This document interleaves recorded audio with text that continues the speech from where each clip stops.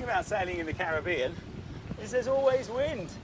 Yeah, I think there's just a little bit much today, but you can always sail. That's definitely the case, unlike the Med, where you're lucky if you get, I don't know, a couple of hours. Yeah, here it's been pretty much the same wind since we got here. So about 3 months, Yeah. 20 knots Whoa. from the east. Woo! A little bit more. Yeah, we're wet now.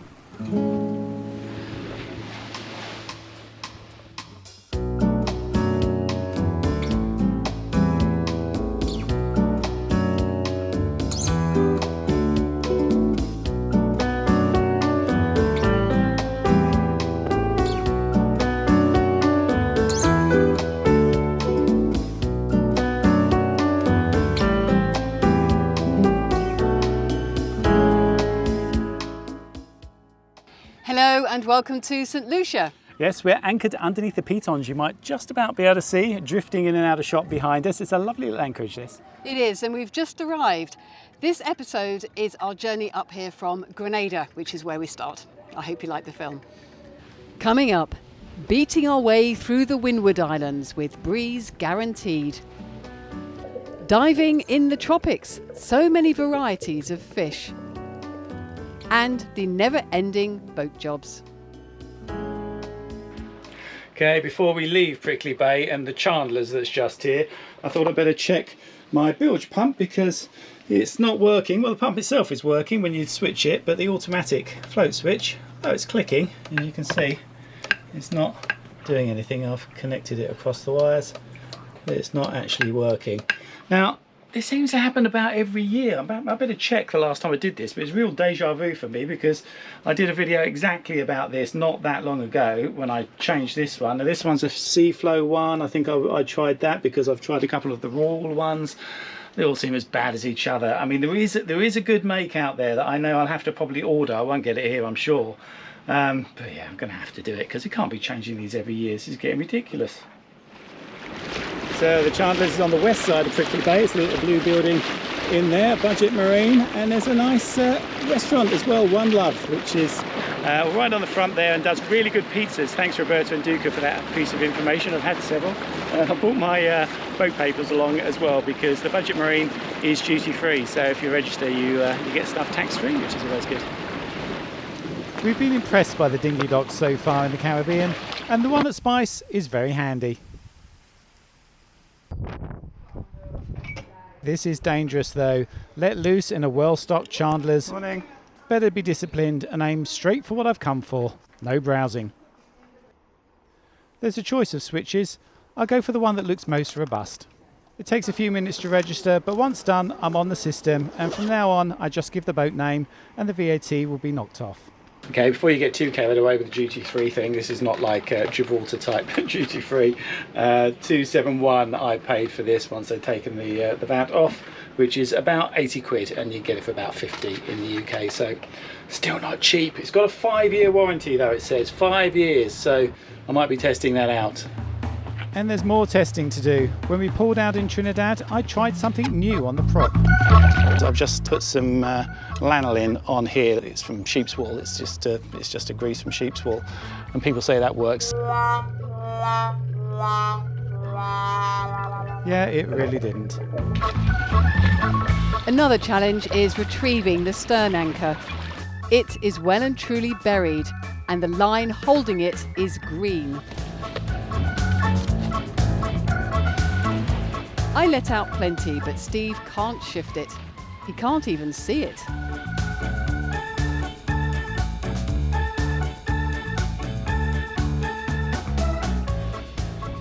Are you a man looking for his anchor? Yes, as I feared, it's really stuck, so I'm going to try and winch it out with the boat. Okay. Just get it on the winch and I'll pull the boat round onto it. Not an easy job. We're pulling the boat back round to where we can start pulling up the line.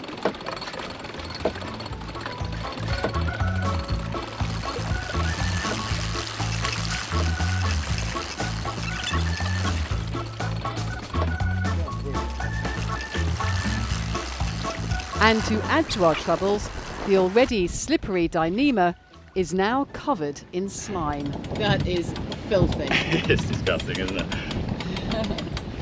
You'll just see the chain. That's filthy too. God, it's got a free now. If not, I'll just stick the buoy on it, let it go, and then I'll have to just fiddle with it, dive on it, whatever. Okay. And that's what we did. First trying to shift the anchor with the anchoring. That has worked for us before.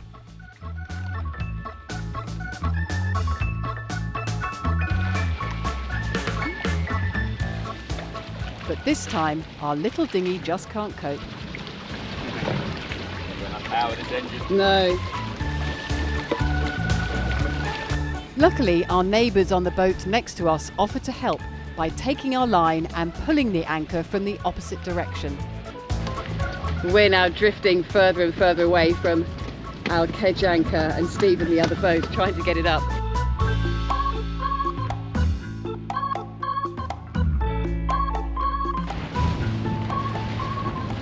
And at last we are free. Filthy with slime and weed everywhere, but free. For the love of neighbours. All that remains is to clean the line and the boat. Yeah. And then move on to shifting the bow anchor, which brings its own time-consuming challenges. Steve's been trying to get the anchor up for the past, 10 minutes, and this is why. It's going to take a while. I think it is. Absolutely incredible. Can't actually even really see the chain. It's just like a verbal stay of it. Need a bit of scrubbing brush.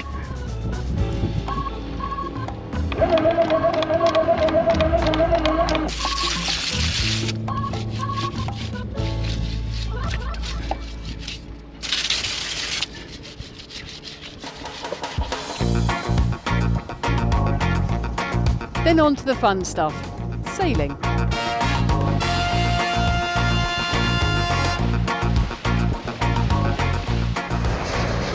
Yes, we really are this close to the airport.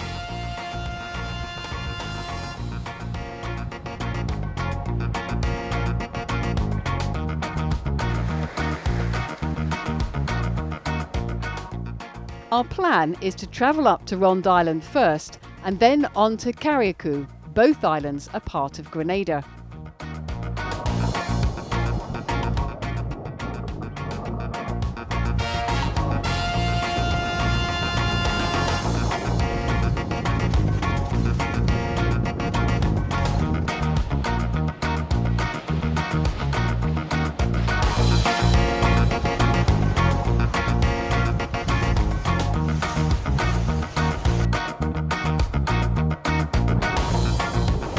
We have fantastic winds, but not entirely in the right direction.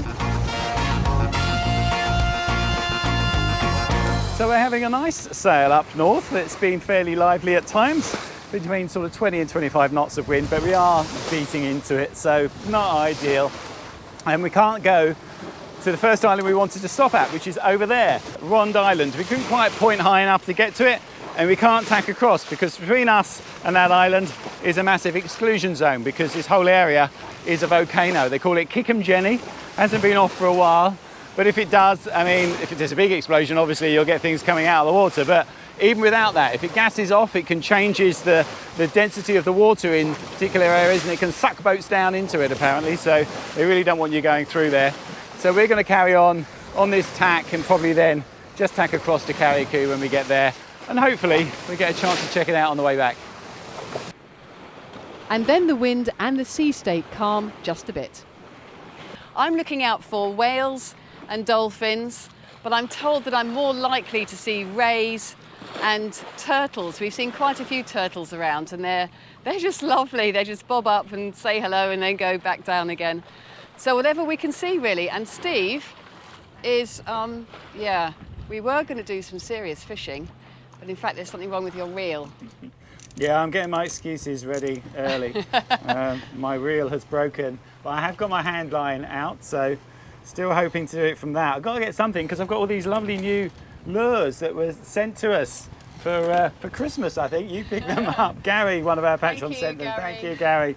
They're brilliant, and I will catch something with them. In fact, we need to, don't we? Because there's a lack of food here. I don't know what's going on. We actually went to reprovision before we came out, and I don't know. I think anyone who wants to make a small fortune should set up a vegetable allotment or something like that in Grenada or Trinidad, and you'd be set, because I have no idea still why there's no vegetables here, but there isn't. They're all imported. We shall continue to hunt for the vegetables and fruit of the Caribbean. They must be out there somewhere.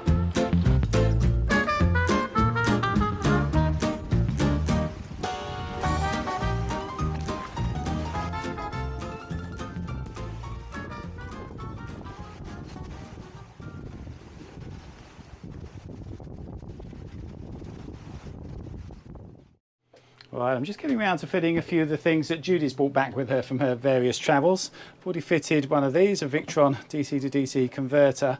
If you had seen previous episodes, I was having problems with a couple of those, and trying to find a dealer to get them exchanged. They've got a 5-year warranty, which is really good, and I love Victron stuff, but you know, it's nice to report actually that their customer service is very good as well, because Judy was in the UK and they managed to just give her 2 new units there. Didn't have the old ones with her, so you know, I talked to them on the phone, and yeah, they were very good. So got that fitted, so that's all good now. But actually what I'm fitting now is something that's going to take all of about 10 seconds, but I'll show you what it's replacing. And what it's replacing is this. So it lives on the back rail. I'll pull it out so you can see it, and it's just basically a sling. So it's for a man overboard situation to put round, you know, would go round and under your arms. I mean, the chances of that working, I would say, are pretty much zero. As I say, it was on the boat when we got it, so I've left it there, but I never ever thought that it's going to be something that you could really use and then try and get on a halyard and drag someone up and without it slipping off or damaging them or something else. So I'm going to take this off and I'm going to replace it with this. Now this is something that I actually saw online. It's on a Facebook post, and I thought, yeah, that looks like it would actually do the job. What it is, I'll just show you. I mean, we will do a test on this, obviously. I'm just going to show you it for now. It's a big net, and it springs out to be this sort of stretcher that you can just slide someone into. It's got carabiners on here that clip onto shrouds, and you can just then put a halyard on and pull someone out of the water. So I think this is a really good thing to have. And if you've got any doubts to that whether you need something like this, I mean, what I'd say is if you're in cold waters, then it's an absolute must, because if you're in the water, even just for a minute or two, you're not going to have the strength to get yourself back on a boarding ladder, back on board. I mean, certainly with modern boats with a high freeboard and that sort of stuff, really difficult anyway.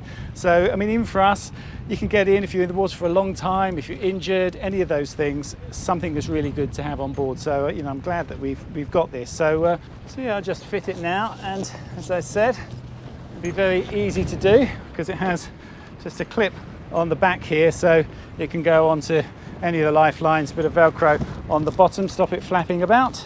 So I'm going to clip it on here and just put the Velcro on, and there we go. So if ever we need it, basically I'll just whip it off there, walk around the side deck to whatever side we need it, and you just clip it on to the closest shroud and then pull someone out of the water.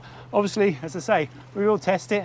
I'll look forward to doing that, and we'll get it in probably one of our sort of buy 5 best things type videos as soon as we can.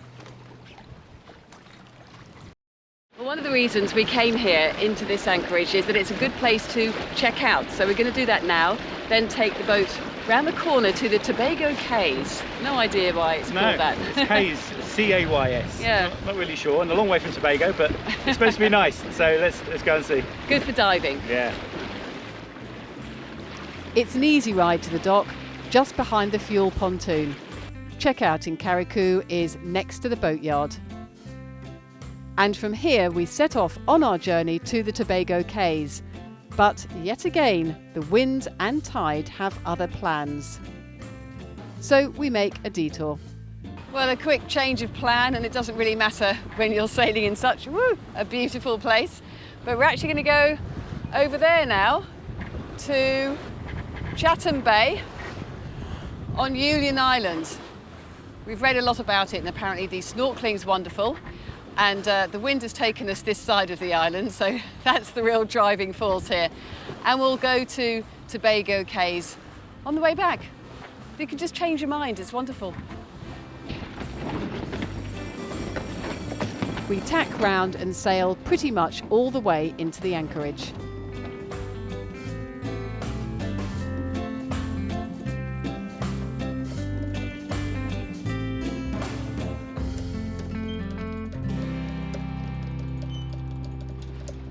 Pretty windy in here, but it's supposed to be very good snorkeling. Our friends Tim and Eileen gave us a list of places, and I just noticed this became past, so this was one of the places they said had the best snorkeling they found, so we thought we'd better give it a go. It looks lovely.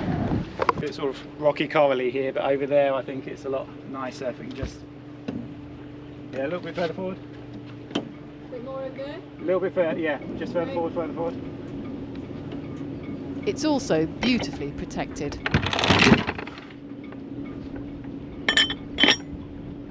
Okay, stop there. Okay, it's 3 metres. Yeah. So you might be able to see, it looks pretty wide. We've just come back, we're in a little bit deeper stuff here, but when you really see over there were little bits of rock around as well, so I have to be quite precise about where we got it. Well, hopefully we've got it in a good space. I'll go and have a dive on it. Just wait until we pull round. Pretty straight now, okay? A little pull. Just do a light set.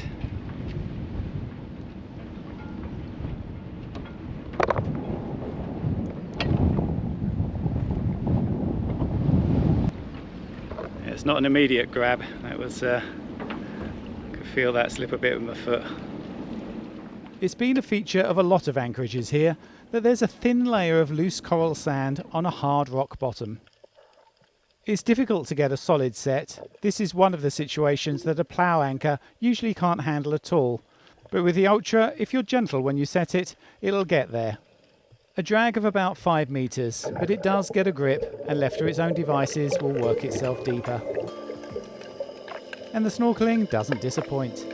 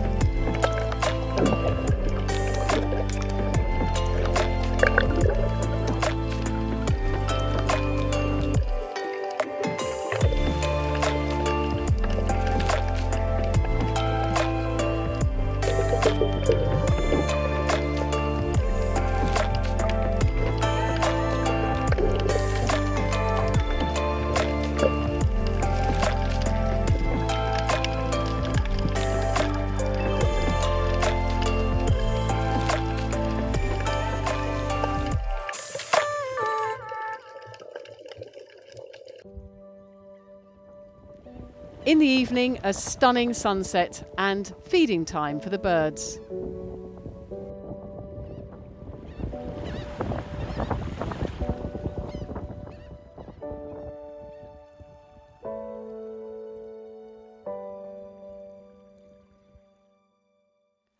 The next morning, Steve can't resist. Just one more boat job. Yeah, I just want to show you something I've been experimenting with last year. I made these probably about 9 months ago. Very, very quick, easy Dyneema loops. I didn't show it at the time because I was a bit dubious that they would work, to be honest, but they've stood up to about 9 months and they get quite a lot of pressure on the foresail. On this one here, goes back to the winch over there, so in heavy weather it's quite a lot of pull on that. In fact, I've destroyed a couple of perfectly good blocks on there when I used to use blocks. I think the frictionless rings, the low friction rings, are much better actually to use, and doing these really quick Dyneema loops means it's really easy. So yeah, basically that's all I've done. Made a loop out of Dyneema, put it through there, whipped it round so it's around the ring, and it's just looped back through itself on the fitting on the tow rail there. So we go down and I'll show you how to make them. Really, literally takes 2 minutes. It's great. Okay, I've made a few already, and they are really useful because you just put them around anything. It's much better than metal on metal, so it's great to have a few of these around, and they really are quick, so I will show you how to do them. So what you do is you get the loop of the size that you want it to be, and I'm just going to mark these in the middle, both of them there, and then bring it out and mark the actual middle of the piece completely, which is there. So I've got 3 marks now, and then all I'm going to do is I'm going to bury this end into there and this end into here, starting at the first mark and coming out at the middle.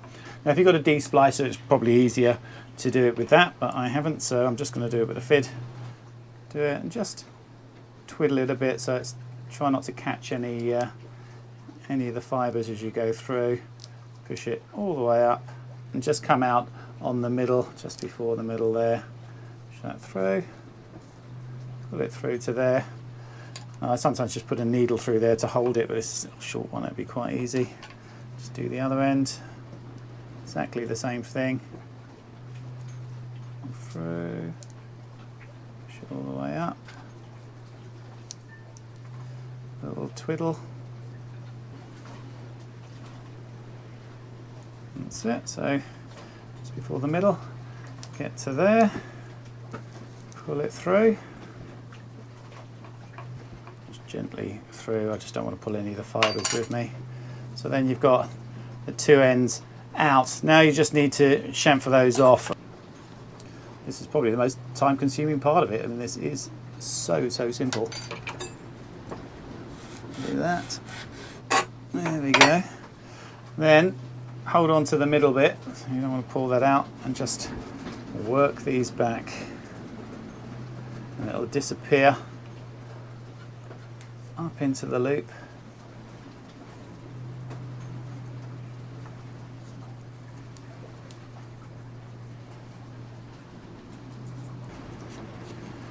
And there we have it, one perfect loop.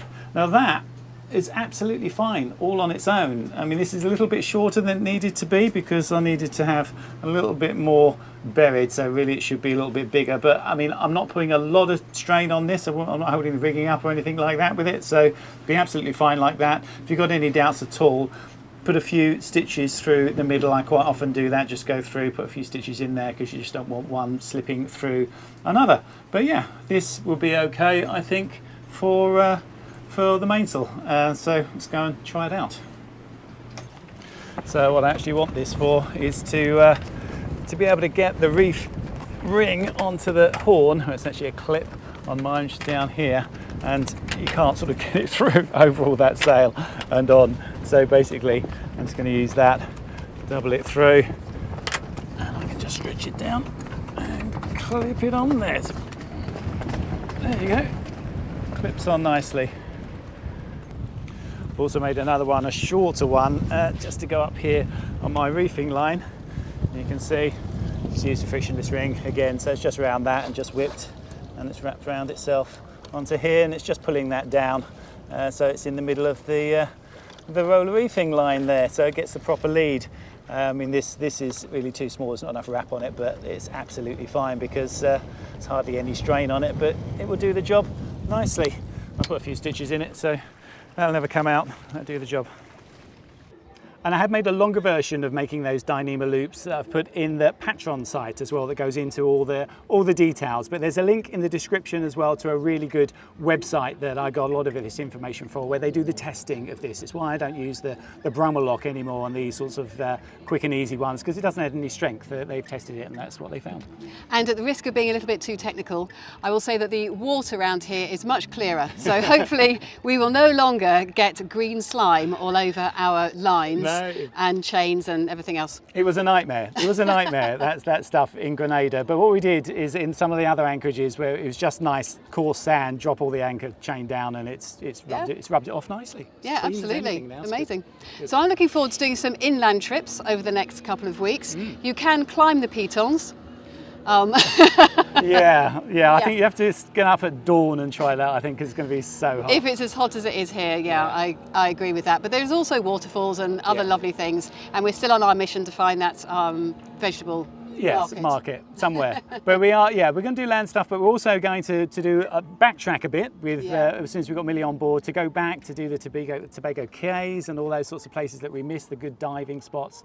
Bequia was lovely. That was a real quick trip for us, so we wanted to spend more time. We literally just went ashore and then got back on the boat, so I'm looking forward to exploring there. Yeah. So that's what we'll have. This next episode will be backtracking, but seeing places properly with a bit of time, hopefully. Yeah, so we'll know this area quite well by the time we go back to Grenada for hurricane season. Yeah. So thank you very much to our patrons for supporting us. Thank you to our subscribers, and thank you for watching, and we'll see you next time. Thanks for watching.